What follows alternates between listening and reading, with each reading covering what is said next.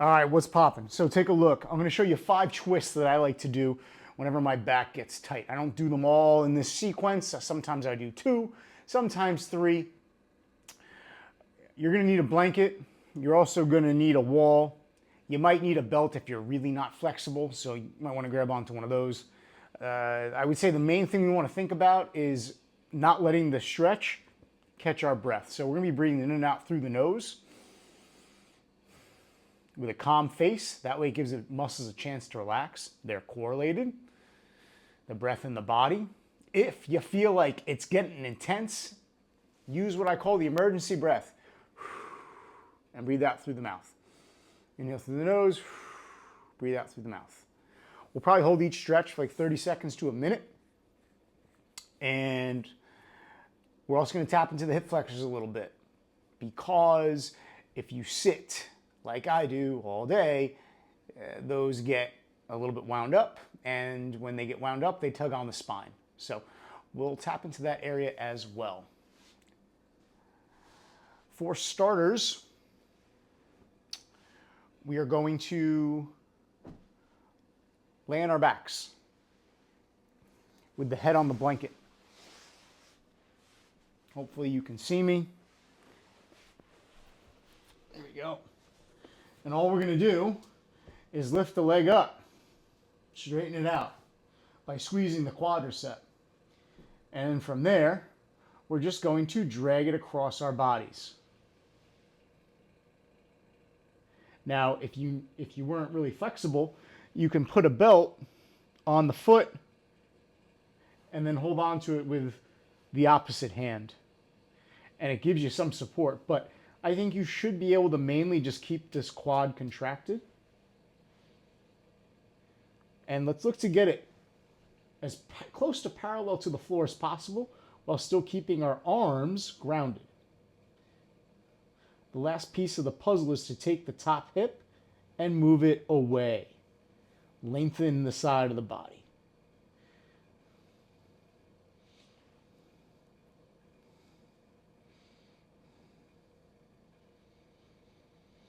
Hold it for about 3 more deep breaths.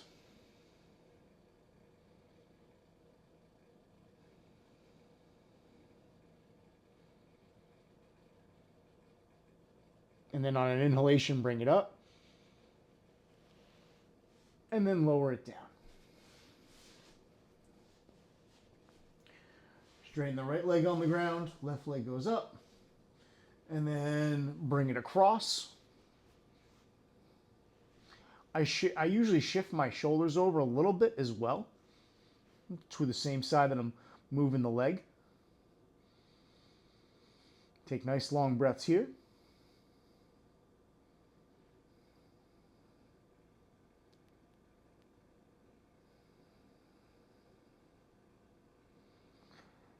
And then think about moving that top hip away from the bottom rib.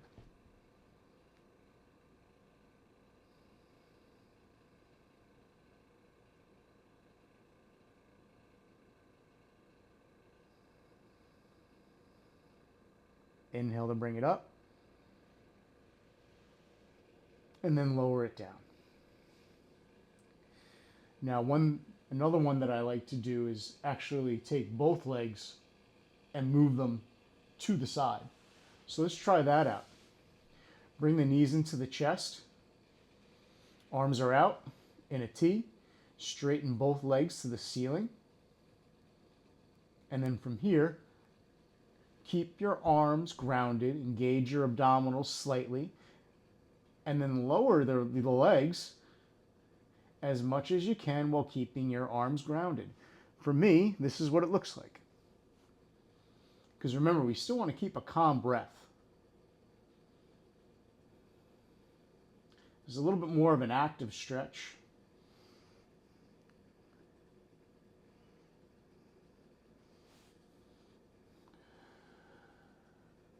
Quads have to engage, the abdominals have to engage.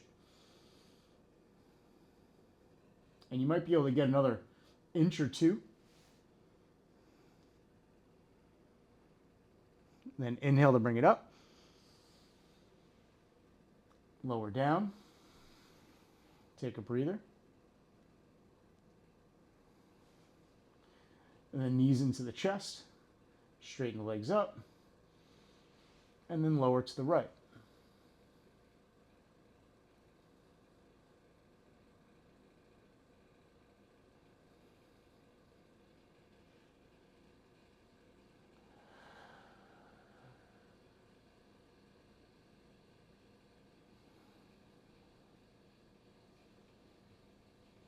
I tend to think of the same thing here, moving that top hip away from the bottom rib.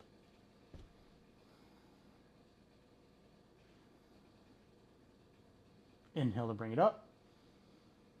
Bend the knees. Sit on up. That's the first one. So that keeps the upper body still, rotates the hips. Now we're going to keep the hips still, rotate the upper body. So we're going to sit on a blanket because it makes life a little bit easier. Gives us some height. We're going to straighten out a leg and then bend the other knee. Now the blanket's helpful because if you're not used to this stuff and you're seated, you find that your body might lean back. And what this does is it allows you to sit tall and stacked, which is helpful for when we twist. All right, so we'll straighten out the left leg and bend the right knee. And from here, we're just going to simply take the crux of our left elbow and hug it to the knee. And we'll put the fingertips behind. And then from here, we're going to think about taking our sternum bone, breastbone, lift it up as we twist.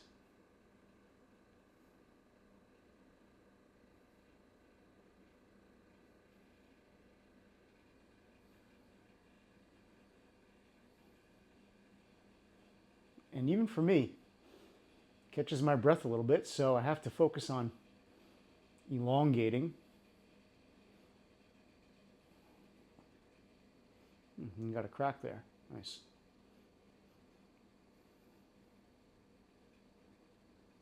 And then unwind. Other side.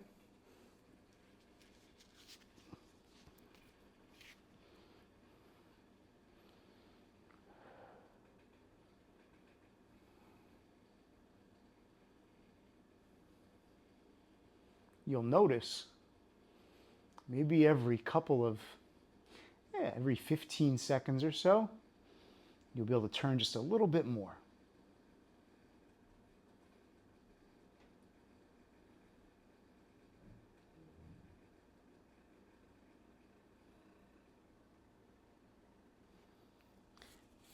And then unwind. Now, we're going to do the same thing, except this time instead of hugging the knee, we're going to put the elbow on the outside of the knee without leaning back if possible. We're going to put our fingertips here for support, and the hand is just going to pretty much point up to the ceiling. And you notice my shoulder isn't really up to my ear. It's depressed. If you find that you're really leaning back a lot, you can fold the blanket in half. What this does is it forces our abdominals to work a little bit more to aid the twist, which I find helps loosen up the lower back because they're reciprocal muscle groups.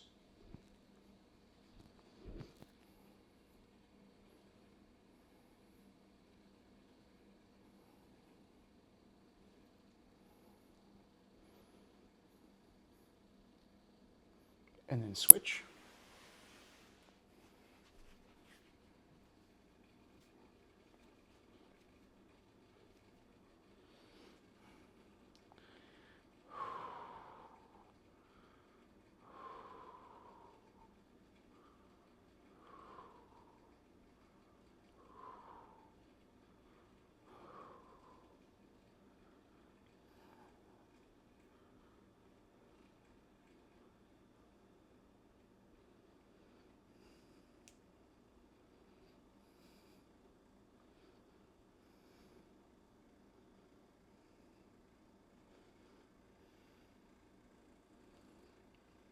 Remember to keep this bent knee pointed straight up to the ceiling by engaging the inner thigh. Don't let it drop off to the side.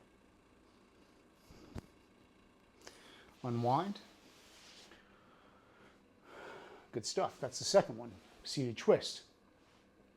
Third one, I'm going to take my blanket, I'm going to fold it again. All right, we're going to do a squatting twist, which is a little bit more intense, but we just worked on warming up the spine with those two easier movements. So what I'm going to do is I'm going to take it to the wall, move it about 6 inches away, and this is what it looks like. And everyone's going to be a different distance from the wall depending on how flexible you are. For me, I'm going to put my heels on this, and I'm going to keep my knees together as I squat down. This is my base, and then from here I'm going to take my elbow again on the outside of the knee, put the hand on the wall, and then the other one as well. And I'm going to face the wall. So you can get into that position and then just hold and focus on elongating your breaths. Keeping my shoulders out of my ears. I'm lifting up my chest.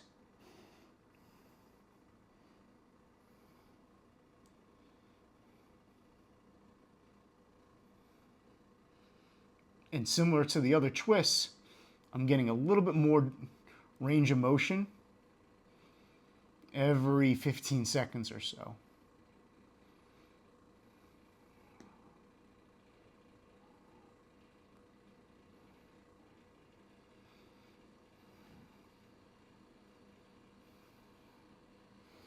Good. Then unwind. Come on down. Switch it up.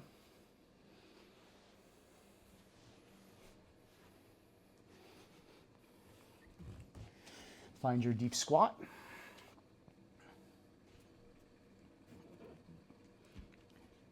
And then hold.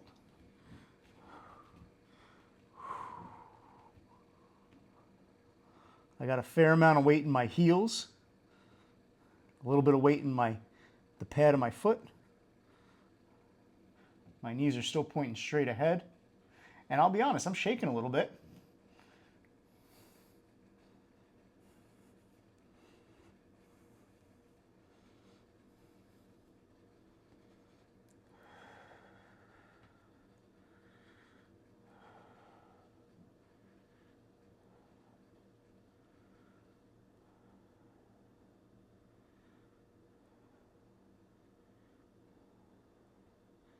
Two more breaths.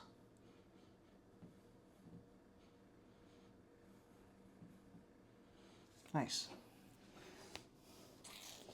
Come on up. If it makes you feel any better, I'm sweating a little bit. So just know that's normal. We're going to use the wall for the next two. We're going to put our right foot up against the wall, like the side of it. Not the whole thing, but definitely the outer heel. And then we're going to take a nice step forward and bend the knee. We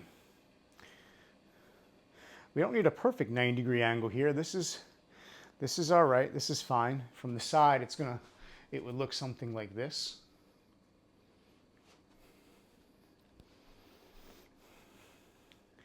And then what we're going to do is we're going to think about engaging the inner thigh, the straight leg, kind of pulling it up. So there's somewhat of an upward pull on the underside of both legs. Feeling that activation. And that's you pretty much turning on your pelvic floor. And then from there, we're going to twist. We're going to rotate the hips without losing that upward lift. And then from here, if our left knee is forward, we take our right arm, bring it across the outer knee.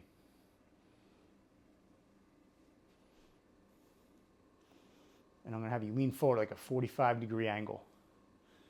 Just hold.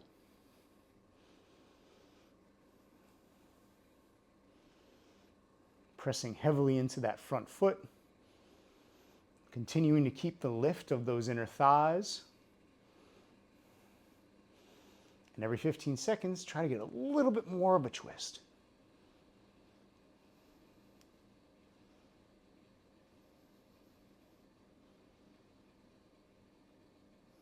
Nice long breaths.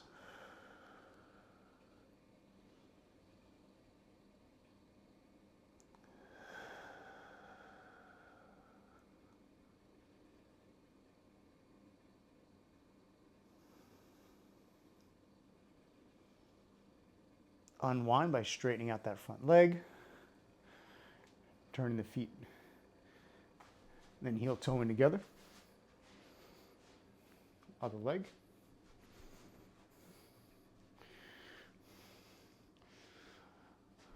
Bend the knee. Lift up. Rotate. Left arm goes across the right knee. We really want the right knee to be over that right shin. I'm sorry, right ankle. And then twist.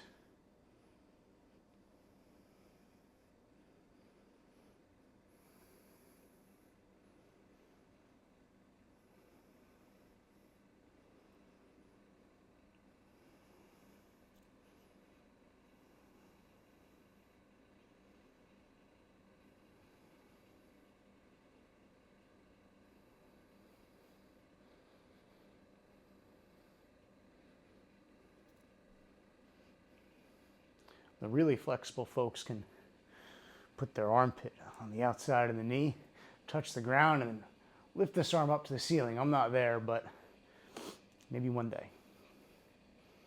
Good. Unwind. Heel toe together.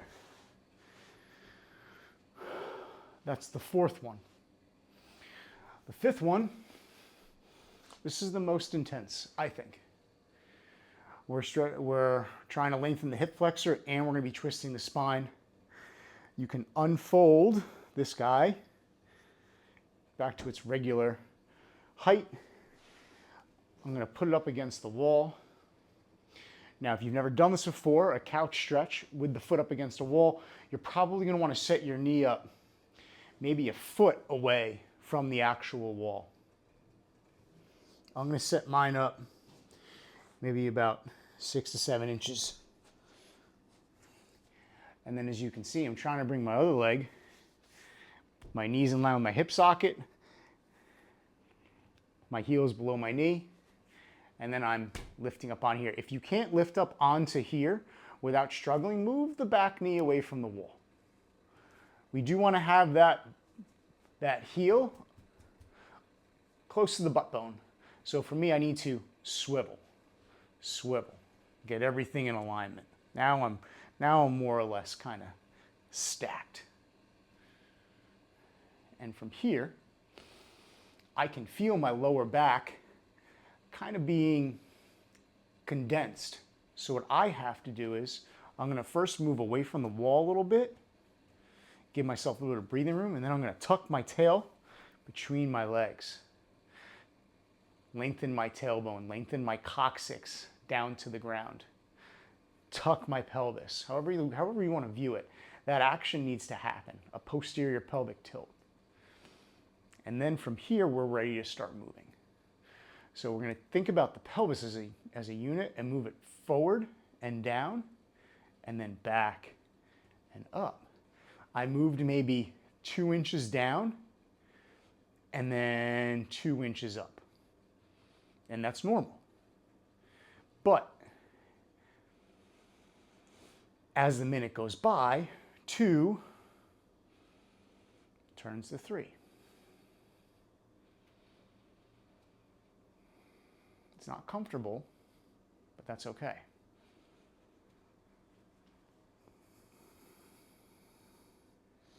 Now 3 is turning to 4.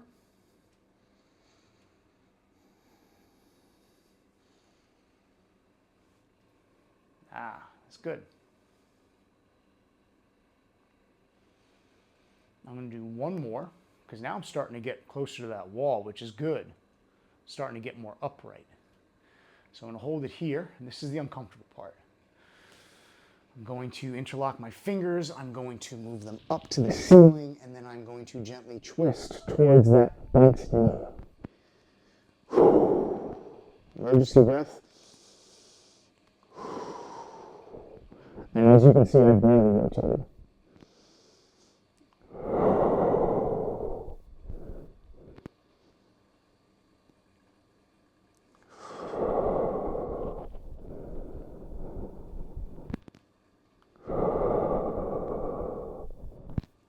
Then I'm going to unwind.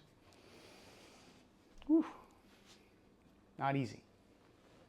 Not easy. We'll do the other side.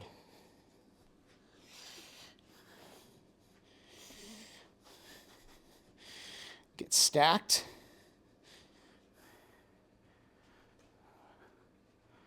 And let's start to move.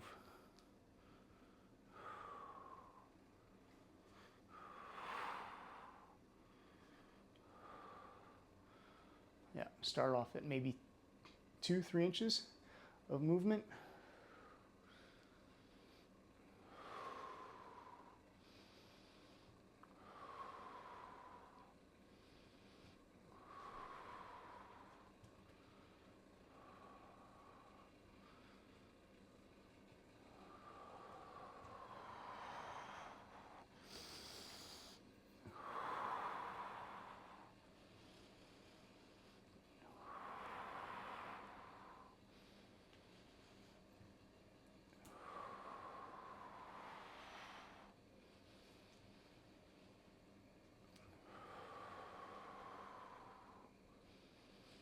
Hold it up at the top, interlace the fingers, shoulders and ears, and then gently rotate towards that with your ankle.